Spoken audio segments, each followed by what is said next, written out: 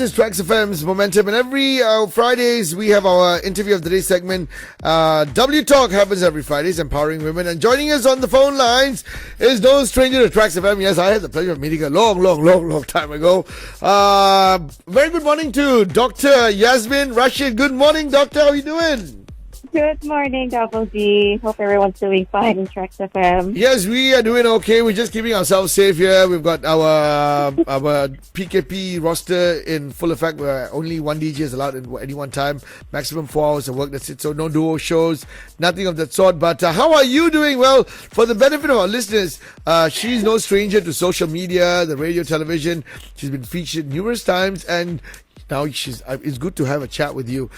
She's the founder of EcoKnights since 2005. She's the forefront, and she's been working with lots of partners. The last 15 years, my dear friend, I need to say congratulations, job well done. I think if I'm not mistaken, I got to meet you when you first embarked on this journey of yours. Yes, that shows how old we are. Hey, no. We shall not go down that road. But 15 years, fast forward. How are things going on so far? With the last 2 years, I would consider a complete write-off for some of us.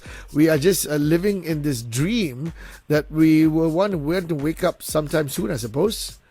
Yeah, I mean, when it first hit us as an organization, I think many of us were under the impression that it will pass. It won't last till where it has lasted now. So as an organization, as a non-profit, and, with young people, there were a lot of adjustments. There was a lot of, mental support we have to give each other, just hang in there. Different working arrangements, and I think it now is an interesting time to see how we test ourselves in terms of how we are resilient at home, because we can't go out much. Yep. Yeah, and from an organization also perspective, a lot of our work on and conservation, environmental work, sustainability requires a lot of face-to-face engagement with communities and stakeholders. But I think we were quite lucky. We managed to pivot to leverage on a digital approach to do many of our work. So I think kudos to the EcoKnights team. I think these young people that are holding the positions now are quite creative. I'm very, very, very thankful and lucky that I'm blessed with these talented young Malaysians that are holding the fort there in EcoKnights. Well, they've got to give it up to their boss, their leader, the founder. Look at yourself. And of course, when we first met each other, hey, wait a minute, she's doing this for the community. Well done. Fast for 15 years, all the polished skills, talents, and of course, your leadership. Sorry about that. Your leadership in the field itself has made it such that in this time with technology, can you imagine this happened 15 years ago when you first embarked on EcoKnights? Do you think you would have been able to sustain, Doctor? No, Double D. I think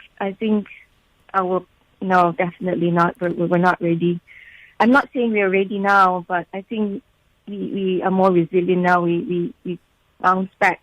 I hope that's a positive sign of how we are as a community, Yeah, you yourself being an environmental activist, my dear friend. Now, the last 2 years, the surge of face masks, purchases of face masks. Of course, we all panicked last year in March, running out of face masks and sanitizer. Now everything's relaxed because the abundance, and we can actually go get ourselves pretty well stocked up. But what has also happened is we have seen the trend that people have been irresponsible, and they have not been discarding this face mask properly. It was filling up the streets and drains, clogging up drains, causing floods. And yes, to be surprised, face masks be floating in drains and whatnot. Yeah. But you yourself, part of EcoKnights, in the last 2 years, this irresponsible disposal habit and increase in food delivery. Now, where does this loads of plastic packaging and face masks, where do they end up? And what's your views on how this whole thing is hurting us, the environment? Well, most of them end up in the sea. They break down, and hopefully we don't consume any fish that have these elements. But essentially, it all goes back to the sea, everything from the land that we dispose. And it's a very intricate subject matter as well in this particular era of pandemic, where we have no choice. We have to look at safety, protection of our health, but at the same time, the attitude that comes with just the way we slumber only, dispose things, is also quite scary. But if you ask me, it's the same kind of situation we face even pre-pandemic. If it's not, it's more masks today, but prior to this, it's probably more plastic bottles, Yep. in rivers and all that. So I think in general, it's just how to address this need to look at behavioral change for Malaysians as well. I really don't have a solution apart from just really dial up more education, more awareness. And this Double D, a lot of the emphasis we do in EcoKnights is probably more geared towards the younger generation. My hope is if they're going to be managers, bosses, CEOs, I really hope whatever they have learned from the programs that we have delivered would make them better Malaysians, Yep. Now, the thing is, like you said, create more awareness, education.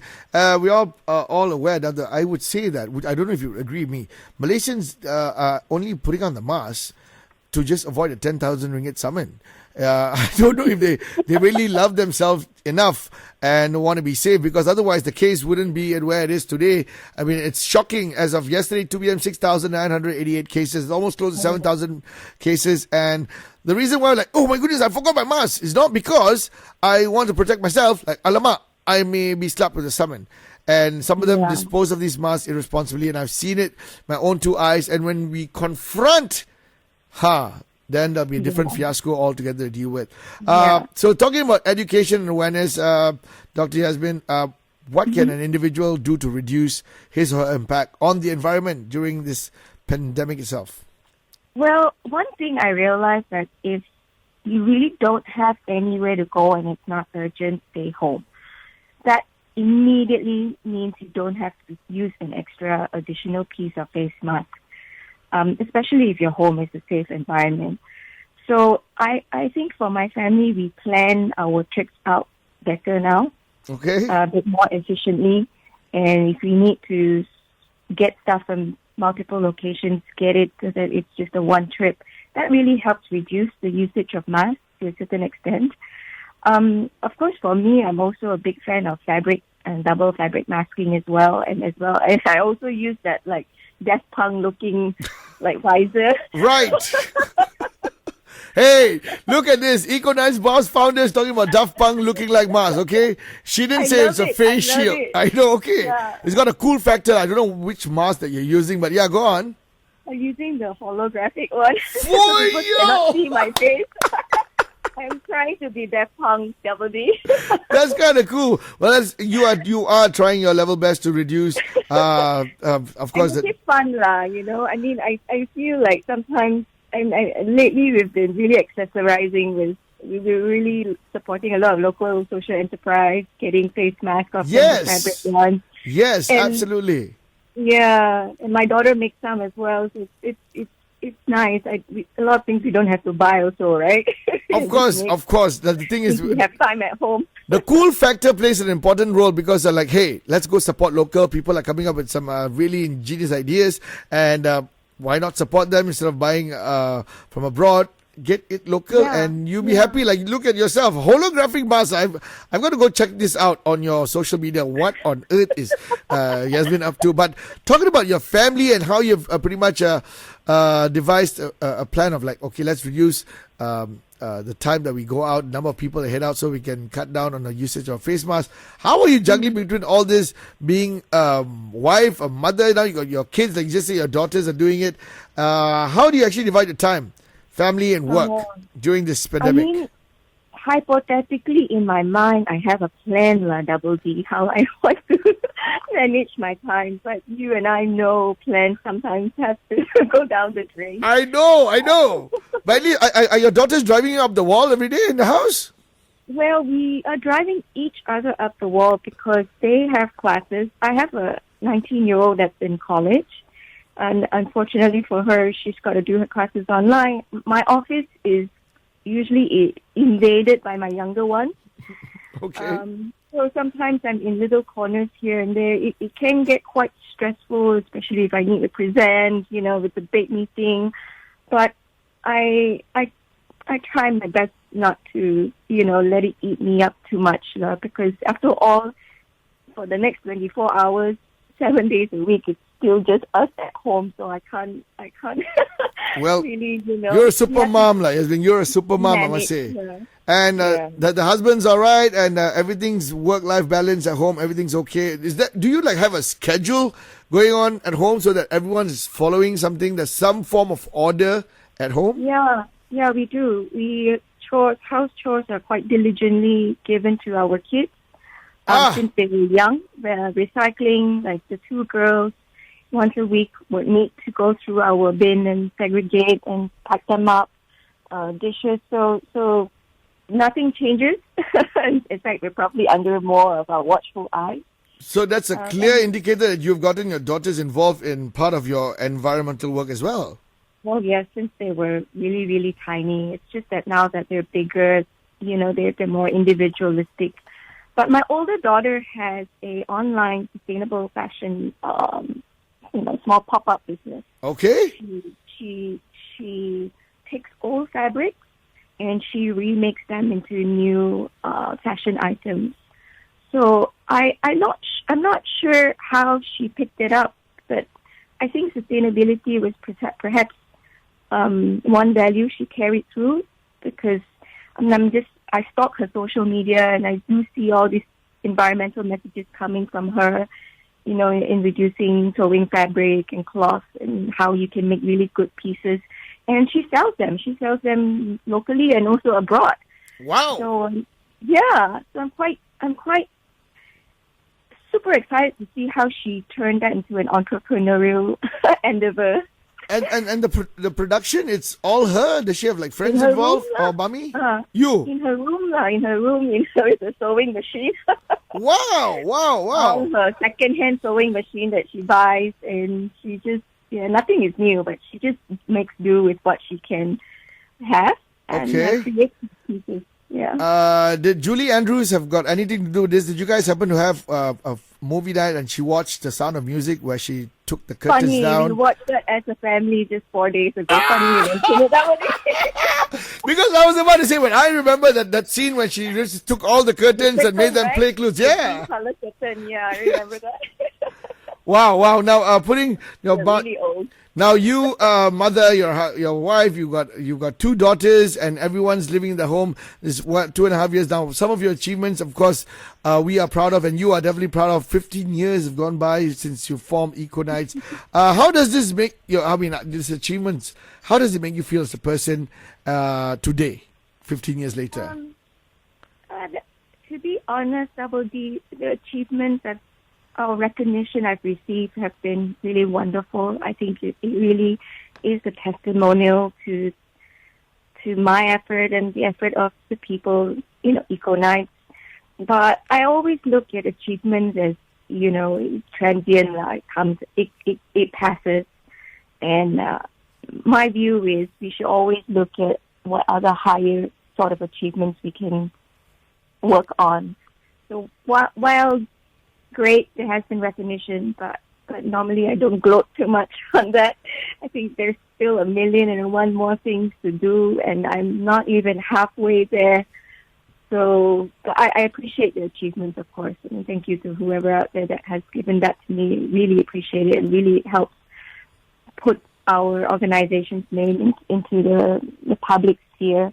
But there's a lot more work, and I just hope these achievements will encourage more people to follow our work and do their part. Really. And Yasmin, these achievements didn't come easy. You had to face challenges, and in the past 2 years, I would say the challenges were completely different compared to what they were before. And what were these challenges that you just faced in the last 2 years, if you'd like to enlighten our listeners? What kind of challenges? Yeah.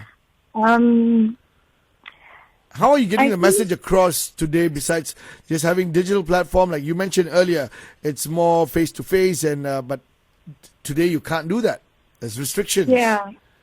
I myself have done a lot more work on the digital scape as well, either through podcasts or programs.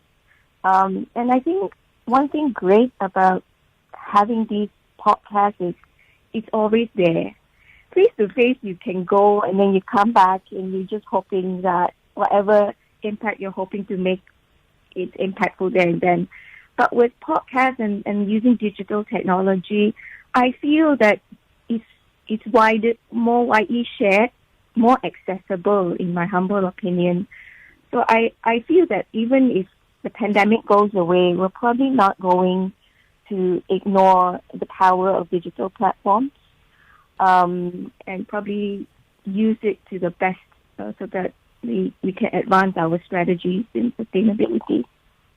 Wow. Well, every Fridays, this segment is called W Talk Empowering Women. And just before we wrap it up and I let you go, Yasmin, your advice to women who's tuned in and who want to be just like you and they've got some plan, but this current situation that we are facing is not allowing them to actually soldier through. There's something holding them back. What's your advice for them? Have no fear. Try to convert your fear into positivity and try new things. You'll be surprised how sometimes these new things helps you momentarily take you away and relieve you. Sometimes new things become amazing hobbies, and sometimes new things help you develop new skill sets. So I think while we're all feeling quite frustrated in this current environment, be supportive and be positive. I use that mantra for myself on a daily basis, and don't hold it too much in your heart. I think it will soon be over, and look forward to a better post-pandemic era. Yes, I hope. We are all definitely looking forward to that, Yasmin. And on a lighter note and maybe a positive note, what are the new things that EcoKnights are embarking on, and how can one actually jump on board to find out and be part of your efforts? Well, currently we're really strong with Project Vocal. Project Vocal is basically a youth leadership development program to get young Malaysians not just understanding about climate change and what they can do about it, but also how they can play a role through the community programs they design. So that's running pretty strong on the digital scape. And we hope that if there are young ones out there tuning in to Traxx FM right this minute, and I hope that I can encourage you that from the comforts of your home and your keyboard, you can still play a role and be a climate action supporter, and to make, I guess, not just our environment, but the global environment a bit better. So tune in to Project Vocal. We're on IG, we're on FB, or you can always go down to the EcoKnights social media handle, and definitely they will link you there. So maybe just a summary, a lot of our programs are really on youth development and youth leadership, because we really think very highly of our young Malaysians that are coming up. And we really do have some really high aspirations of you guys as well. Absolutely. Yeah. Thank you so much for joining us this morning, Dr. Yasmin. And I would like to wish you and your team very good luck and all the best. And of course, your family, stay safe. And it's always a pleasure having you on the show. Thank you so much, Double D. It's really good to hear your voice again. Hopefully we'll meet each other. And if you can, maybe a Daft Punk song. I would definitely do that for you, Yasmin. And you know what? Long time ago, when composting wasn't an in thing here, we didn't know. I remember you coming to the studios and talking to us about it. And guess what? I've got my little garden going on in my house right now since last year. I've got like kangkong and sweet potato leaf and all that. Like, okay, so I just weed it out and then put it around, and I started doing that. All the onion peel, I can't cook, but I'm trying to. But I'm using that. I'm using what I heard, what I learned from you. Double D? Yes. EcoKnights compost bin is coming your way. I'll get your details from Kak Julie. And if you get it, please take a picture and tag us. I will definitely do that. Oh, goodness gracious me. Yasmin, thank you so much for joining us. I'll make sure that compost bin comes to you, so that I'm pretty sure you will make good use of it. I will definitely do that. Thank you so much, Dr. Yasmin, for joining us, and we wish you all the best. Take care of yourself and be safe, all right? Till, all right, bye-bye. Bye. Well, that was Dr. Yasmin Rasyid, the founder of EcoKnights, and they've been around since 2005. And she just shared her experiences and how this pandemic has affected her life and her efforts in trying to pretty much polish our skills, talents, and leadership in the field of sustainability. And she is making sure that our environment is safe. Like she mentioned, if each and every one of us can do our little bit for the environment, this place could be something else altogether lah. Technically, when someone once said this whole pandemic, Mother Earth is taking a break. Look at all the carbon footprints being reduced. So let's hope for something better. Thank you once again, Yasmin, for joining us. This has been Traxx Momentum's W Talk. My name is Double D. Good morning, Malaysia. How you doing?